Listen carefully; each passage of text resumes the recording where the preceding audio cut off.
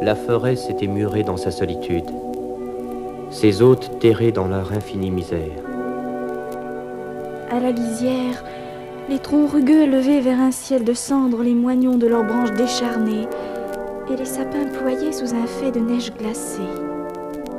C'était au nord d'Assise, sur la rampe escarpée des Apennins, à 2 pas des gorges de Montecalve. La forêt veillait sous son apparente mort. Les bêtes souffraient. La forêt, drapée dans la dignité de sa souffrance, était close aux humains.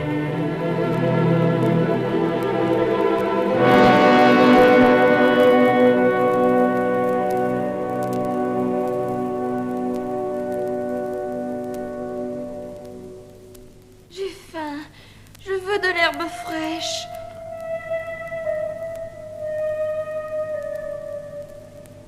Je ne trouve plus mon terrier. Heureusement, il me reste encore quelques souris. Je n'aurai bientôt plus de noisettes. J'ai faim, je ne veux pas mourir. J'ai faim. J'ai faim. J'ai faim. J'ai faim.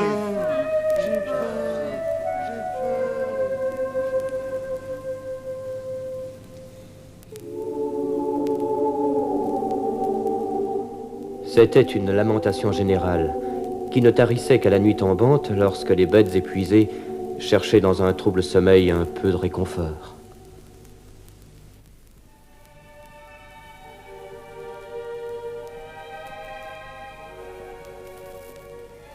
La forêt s'endormait quand s'allumaient à ses pieds les lumières de Gubbio. Gubbio, endormi dans la tiédeur de ses foyers. Gubbio, indifférente à la souffrance proche. Alors, des entrailles de la terre sauvage, jaillit l'ultime cri du désespoir.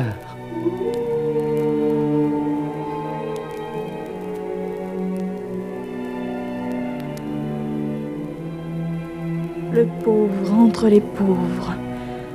Le famélique entre les faméliques.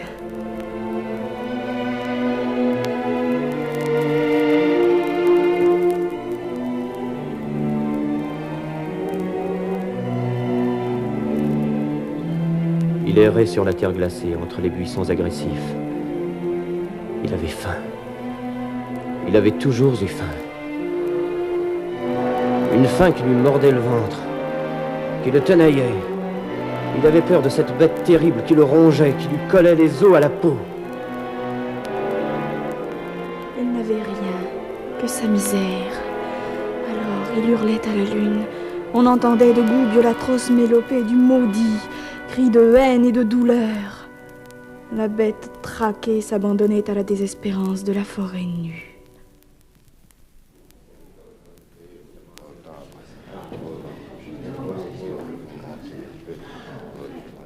Un groupe d'hommes et de femmes se trouve massé sur la place de Gubbio. Alors, le loup détruit vos bergeries, mange vos chiens, hurle toute la nuit, et vous restez là à vous lamenter, en attendant qu'il vienne dévorer vos femmes et vos enfants. Nous n'en sommes pas encore là. Espérons-le. Mais vous avez peur, avouez-le. Peur d'un loup à moitié mort de faim. C'est bien là ce qui nous inquiète. Il a dévoré les brebis de Guidici, les chiens de Marco. Cela ne vous suffit pas? Attendez-vous qu'il entre dans la ville? Mais Ciraldo, Luigi est parti avec un gourdet et un grand couteau. Et il disait, le loup, je l'aurai, je rapporterai à l'aube ses oreilles et sa queue. Il y a 3 jours de cela, il n'est pas revenu. Je suis sa mère, mais Ciraldo. Mon mari non plus n'est pas revenu. Ni mon fils. Ni mon frère. Un bûcheron a pu se sauver, mais il a vu sur la neige des taches de sang. Et le loup? Il digère, imbécile. L'heure est venue, mes amis. La preuve est faite. Un homme seul est un homme perdu. Unissons-nous et que chacun prépare sa défense. Bâton, fléau, arbalète, peu importe. Tous ici, demain à l'aube, bourgeois et paysans, riches et manants. Nous fouillerons les taillis, les cavernes. Et demain, s'il plaît à Dieu, Goubio sera délivré.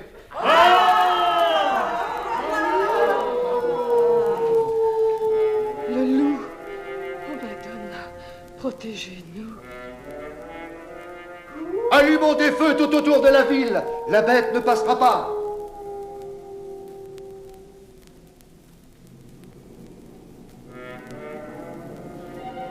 Goubio fut bientôt ceinturé de brasiers. Le loup vit le rempart de feu et recula en poussant un immense cri de détresse qui fit frémir la forêt tout entière.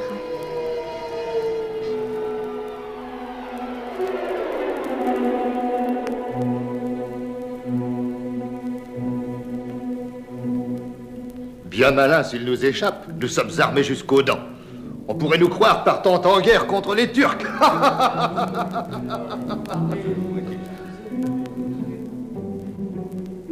Ils avaient des faux, des sabres rouillés et des massues. Mais sire, il a dû prendre par le chemin de droite, celui qui mène au sentier de Monte Calvo. Ah ça! Depuis quand les femmes se mêlent-elles d'aller chasser les loups? Arrière, retourne dans ta maison faire bouillir ta soupe. Allons! Mais je veux retrouver mon petit. On t'en rapportera ce qu'il en reste. En route, mes amis. L'aube commence à blanchir la cime de Monte Calvo.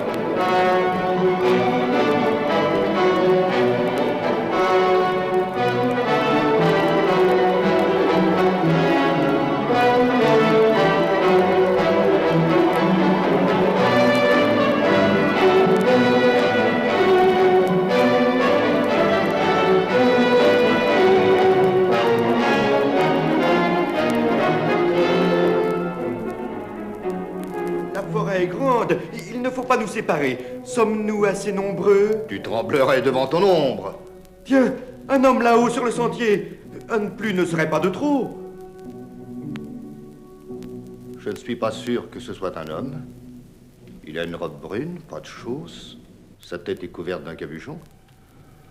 Mais il a bien piètre figure pour chasser le loup.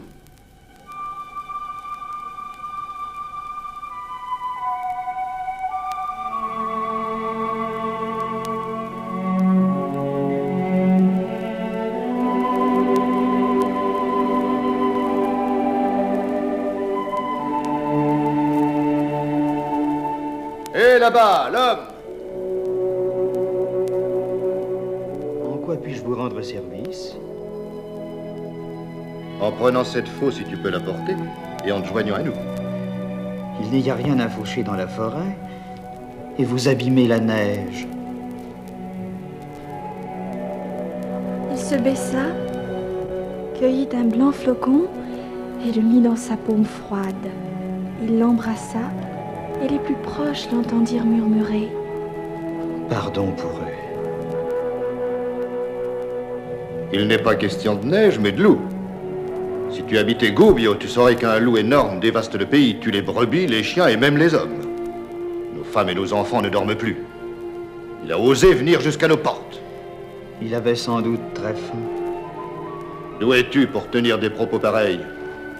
Le soleil a dû te chauffer la cervelle cet été. Le loup est mon frère, comme toute créature de Dieu. Alors nous sommes tes frères, va du pied? Es-tu vraiment si pauvre, toi, les pieds nus? Je n'ai pas froid. Tu dois être affamé comme le loup. Joins-toi à nous et ce soir, tu auras gîte et couvert dans ma maison. Allons, prends cette faux, je te l'ordonne. Dieu seul ordonne, messire.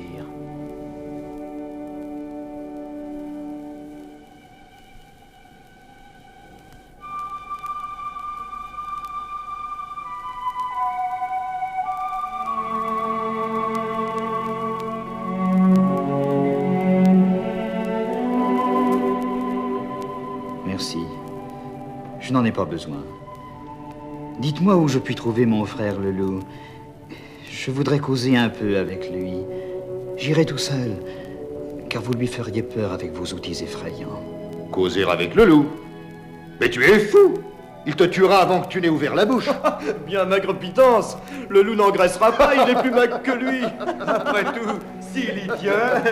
Mais Ciraldo, Encore toi! Emparez-vous de ce fou et menez-le sous bonne garde. ne le touchez pas. C'est le saint mendiant d'Assise. Dans les yeux de François, il y avait tant de clarté qu'on y voyait quelque chose du ciel. La troupe resta interdite. Quelques hommes s'agenouillèrent auprès de Rita. Personne ne songeait plus à rire. François gravit la pente raide. Ses pas marquaient à peine le sol, si léger était son corps. Il ne voulait pas souiller de ses pieds nus sa sœur la neige, qui dansait joyeuse autour de lui. Suivons-le de loin en silence. Et toi, Pietro, cours jusqu'à la ville, va chercher du renfort. Nous ne serons jamais trop nombreux pour l'arracher à la gueule du loup.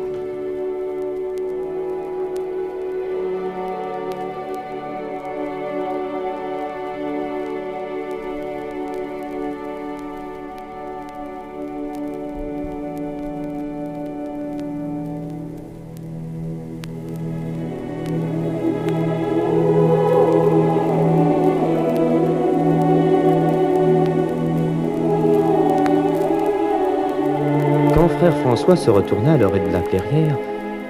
Il vit beaucoup de monde sur la route de Gaubion. À croire que la ville entière montait à l'assaut de la forêt. Mais ils étaient loin, très loin. Il devina derrière lui la présence de la bête famélique et lui fit face, tout seul, sans armes, les mains tendues. Les hommes s'étaient cachés dans les forêts en priant Dieu de les épargner. Un hurlement retentit qui les glaça de peur.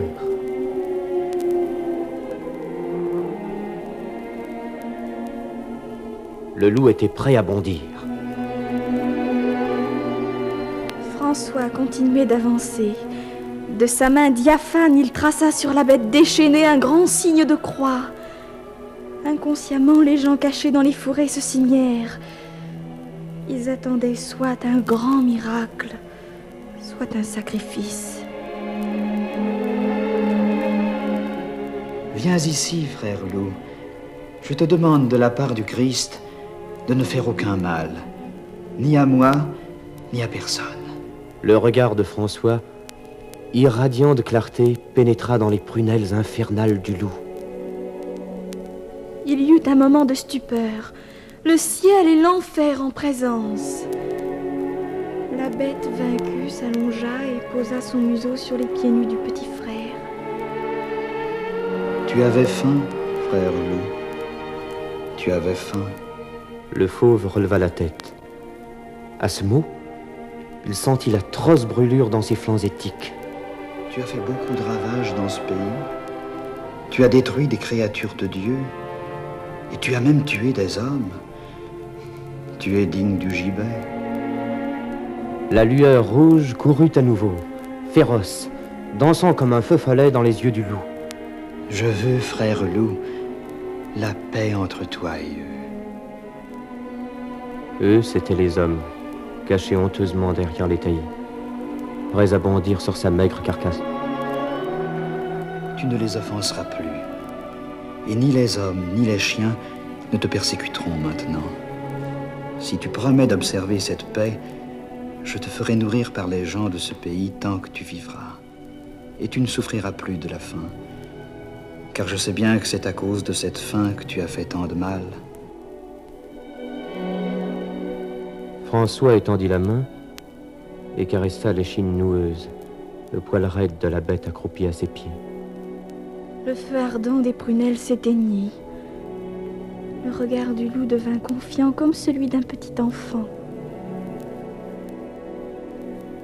L'enfer était retourné à l'enfer.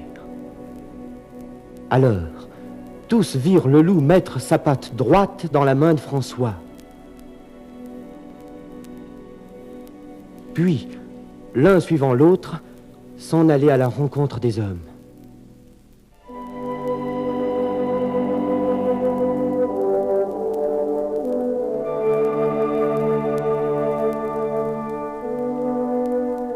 Par les chemins blancs de neige, le saint et la bête cheminaient, suivis des hommes médusés. Les buissons s'écartaient, laissant entrevoir des visages stupéfaits et les têtes de certains animaux plus intrigués encore. Mais c'est le loup. Il n'est pas attaché. Il suit un homme. Dieu soit loué, nous voici délivrés du mal. Ne criez pas trop vite. Comme on connaît les saints, on les honore, et Messire Loup n'est pas très recommandable. Regardez, regardez. Le ciel est plein d'oiseaux au-dessus de leur tête. Des alouettes, des mésanges. Et ils chantent. Par la vallée descendaient François et le loup vers la ville de Goubbio.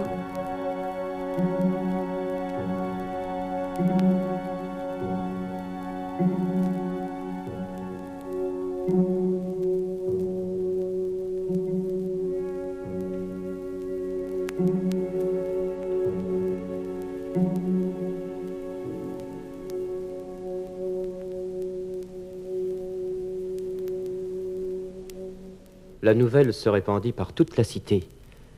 Et quand François déboucha sur la place, toute la population y était déjà rassemblée.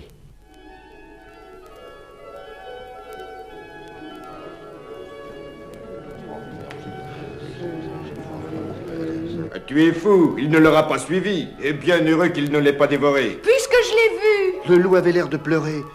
Il léchait les pieds du petit frère, ses pauvres pieds nus. Frère François lui parlait à voix basse et la bête semblait comprendre. Comprendre quoi?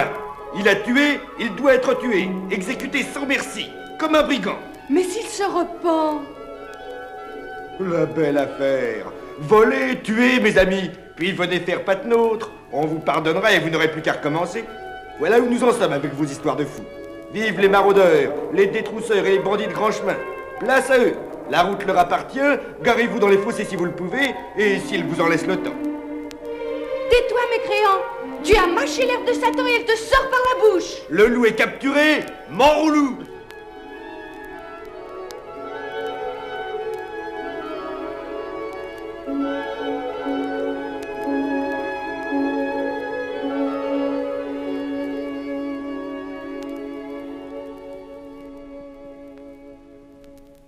Les voilà qui arrivent. Le loup semble un paisible agneau.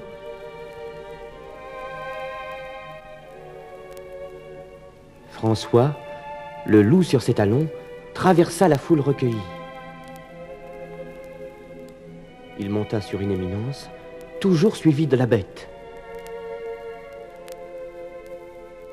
Donne-moi ta foi, frère loup, au nom du Christ, comme tu l'as fait dans la forêt. Et vous, braves gens, promettez-vous de lui donner chaque jour la nourriture qui lui est nécessaire? Oui, nous promettons. Alors, pour la deuxième fois, le loup mit sa patte droite dans la main de saint François. Il sembla à tous que la neige des arbres devenait fleur dont l'air attiédi était parfumé. Et du cœur de la foule à genoux jaillit le plus beau cantique de joie et d'espérance.